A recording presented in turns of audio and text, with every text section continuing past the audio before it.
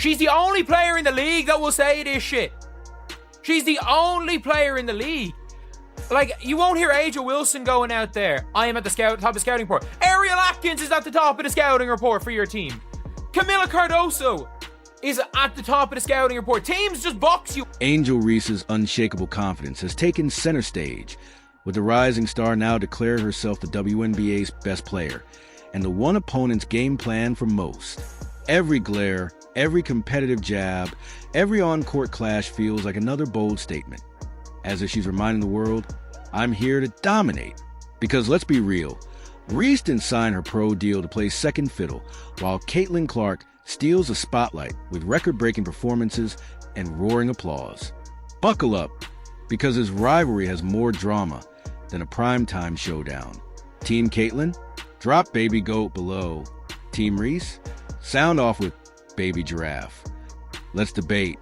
Reason why I feel like she isn't unfairly criticized is because I'm not gonna go into the bad guy, good guy. At the end of the day, Angel faces everywhere, right? And so when we talk about marketability and her inability to finish, her inability to do certain things, I think it goes to that.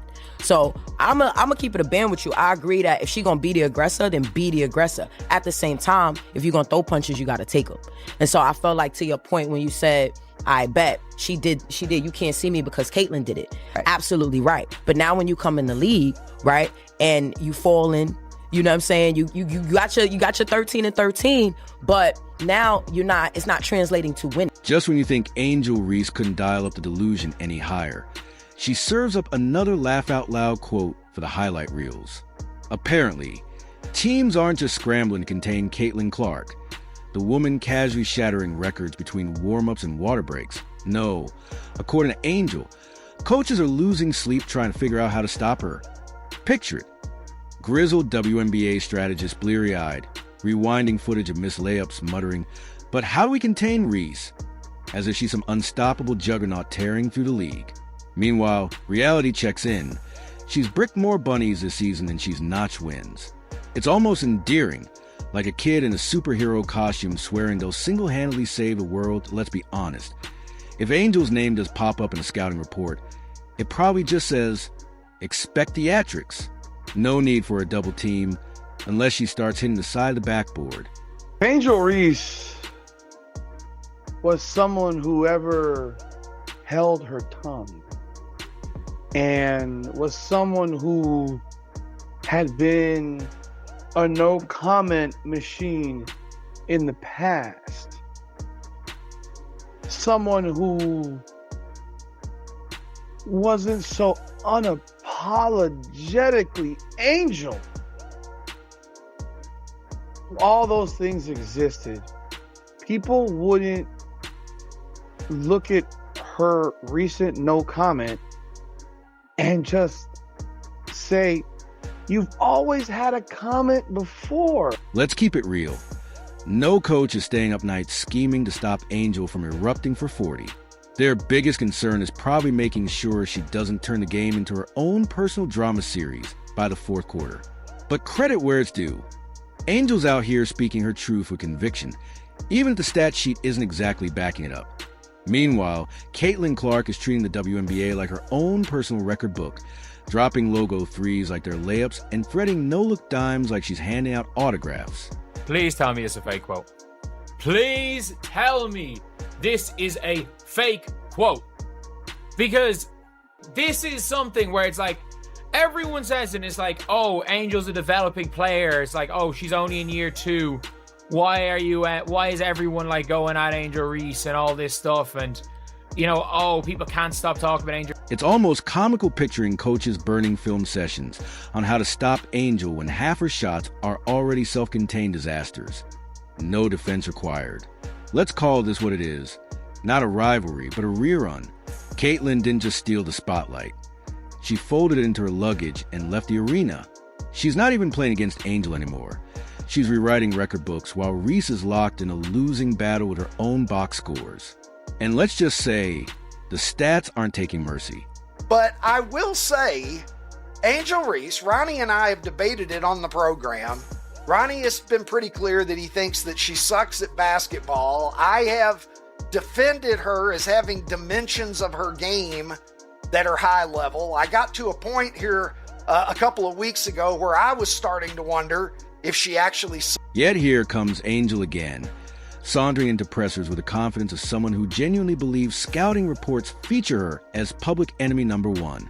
Newsflash: if teams are studying her, it's probably just to avoid getting caught in her sideline theatrics or mid-game TikTok auditions. Gotta respect the self-marketing, though. She's turned mid into a vibe, spinning forgettable stat lines into her own personal folklore.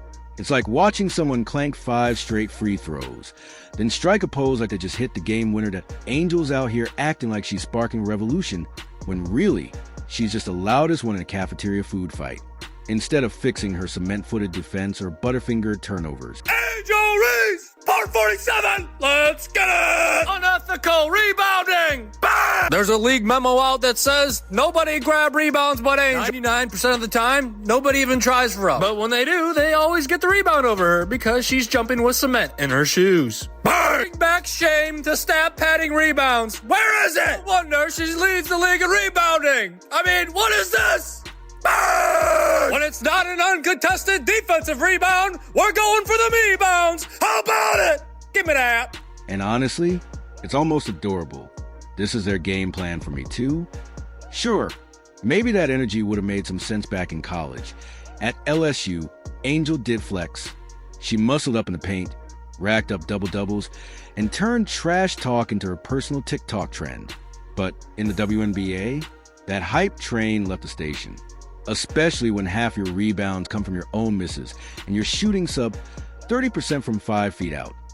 The pros don't care about your viral moments. They care if you can finish. But hey, keep telling yourself defenses are scheming for you while they're actually just praying you keep shooting. Completely criticize Angel Reese because Tyler Marsh condones this. Tyler Marsh reinforces this. Tyler Marsh is this point forward Angel Reese. This is Tyler Marsh's deal. This is Tyler Marsh's gig. In order to get Camila Cardoso the ball, he needed to fix some things up, switch some things around. And in this most recent preseason game, a game in which Angel Reese had 3 rebounds, I'll take that every day of the week. This relentless Angel Reese criticism, that's Tyler Marsh's brand. That's Tyler Marsh's whole angle.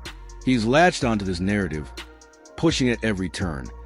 Because let's be honest, stirring the pot is his gig. But here's the thing. If the goal was to get Camila Cardoso the ball, adjustments had to be made. And in this last preseason game, Angel grabbing just 3 rebounds? I'll take that every single time if it means the offense flows where it needs to. Marsh can keep his tired takes. The real focus should be on whether the system works, not his recycled drama. My gosh. Is this for real? Is this really for real? But I'm going to show you this video because if you haven't seen it yet, you're going to absolutely fall out of your chair laughing. I know what I'm going to call this. I'm going to call this the curse of Dave Portnoy. Barstool Sports El Presidente. He went on a rant about that Ryan Clark stuff, and he said all he had to say about Angel Reese and Ryan Clark and that whole mess. And I will say this, his rant cursed Angel Reese because she proceeded to have the absolute worst game. It's impossible to tell if Angel truly buys into her own hype or if she's just masterfully trolling for clicks. But either way, you've got to tip your cap. No matter how pedestrian her numbers, she's engineered a way to stay trending. It's pure marketing genius, wrapped in on-court averageness. Sure, defenses might be game planning for her, not because she's some unstoppable force, but because they're prepping for spectacle. Will she outscore her technical fouls this month? Will her next post-game quote outshine her stat line? Yet she delivers every boast with such conviction, you almost start nodding along. She's like a street magician pulling rubber chickens from a hat while insisting it's high sorcery. The act shouldn't work, but here we are, still talking about it. Mystery question. What happens when iron barely gets scraped? It goes bang! In the name of the brick, the Barbie, and the holy me-bound, can we get a pray-up? How about it? Bang! Chuck and duck, aim for the bushes. Bang! WNBA fireworks, happy 4th of July. Bang! Make sure you lather up with sunscreen and butter this weekend. Butter pecan! Bang! Nobody, and I mean nobody, hip fires better from inside the paint through defenders, gets their own rebounds, and puts it back in. One last rebound for the boys, and we all can go have a nice long weekend. How about it? Come on, 5, do it for us. Let us feel alive. Here's the difference. While Angel Reese is busy crafting narratives about being the league's most unguardable player, Caitlin Clark and Lexi Hull are proven on the court, dropping jaw-dropping dimes, draining logo threes, and forcing entire franchises to overhaul their defensive schemes just to keep up. The Fever aren't just winning, they're transforming the game, turning every matchup into must-watch chaos while packing arenas like a concert tour. Meanwhile, Angel's still at the station, waving her arms like her hype train's about to pull in. Newsflash, it already left. With Caitlin at the controls, Lexi locking down MVP candidates, and Indiana building something legitimately terrifying. Reese can keep selling her story, but the league's moved on to the real show. I'll look back in 20 years and be like, yeah, the reason why we watching women's basketball is not just because of one person. It's because of me too, and I want y'all to realize that. Like, it's not just because of one person. You can feel the desperation simmering. The louder the crowds roar for Caitlin, the harder Angel doubles down with her "notice me" energy. She's chasing those MVP chants, the spotlight segments, the top-selling jersey glory. And in a twisted way, it's working. Even if the stands aren't screaming her name, Twitter's buzzing with it. But here's the brutal truth. The more she forces herself into the conversation, the more obvious it becomes she was never the main event. It's giving plan my own surprise party and no one showed energy. Throwing a fit because the crowd brought confetti for Caitlin instead. She's not demanding recognition for her game. She's demanding a cut of Caitlin's shine. The irony? This messy, chaotic heel act might be her best play. If she'd stop begging for cheers and fully embrace her role as the WNBA's resident agitator. The villain who lives for the drama. The meme queen who thrives on chaos. She'd be unstoppable. Love her or hate her, Angel's delivering exactly what the league craves.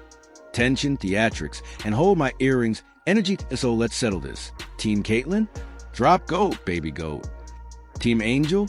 Sound off with giraffe, baby giraffe.